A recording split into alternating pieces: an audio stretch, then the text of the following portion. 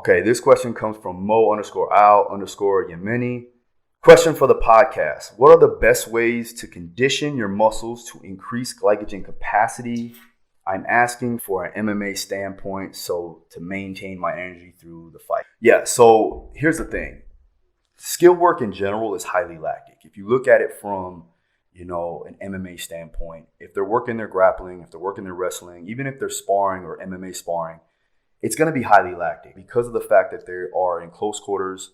They're working through different transitions. They're doing it in a long fashion, and they're activating muscles in all different ranges. So for that, you want to make sure, again, that you can accommodate to the work ahead. And what I would do is, in the beginning, increase your aerobic capacity through proper means of general fitness.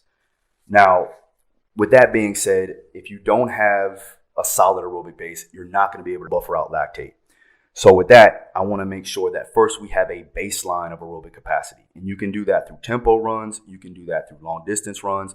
You can do that, what I talked about in the first question with the 5x5s or the 5 minutes on, maintaining that zone 1, zone 2 heart rate zone so that you can increase your aerobic capacity there. You also want to improve on your oxygen utilization or your oxygen intake. And that's going to help with, again, buffering out lactate. It's going to help you with increasing your energy. So what I would do is work on breath holds. We've done breath holds with a lot of my boxers, with a lot of my MMA guys and girls, and we've seen tremendous increases in their oxygen utilization and their ability to cope with air hunger. Now, I know if you guys follow me in the past, I talk a lot about Buteyko methods and oxygen advantage. I utilize that on a daily basis with all my fighters, where we will do maximal breath holds and we will go 5 rounds total for 2 sets right before their workout, and we'll walk in paces. Now, what I've been able to see is that increases in their ability to take in that oxygen, to blow out that CO2,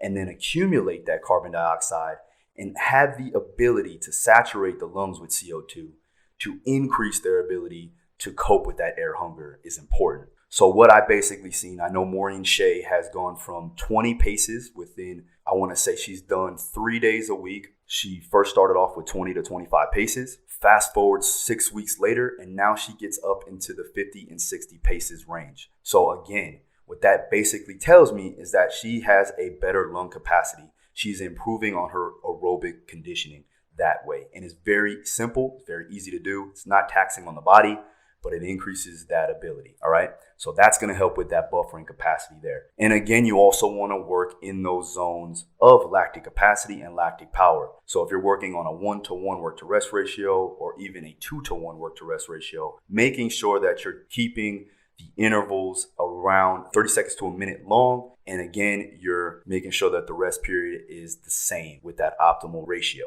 all right? Now, if you don't have the ability to work that in your skills training, then you have to fill gaps. So again, if my guys come in and they don't have a sparring session that day or a wrestling session that day that fills that void, well, then I'm going to go ahead and put them through some type of lactic capacity or power training to induce that response and fill that gap.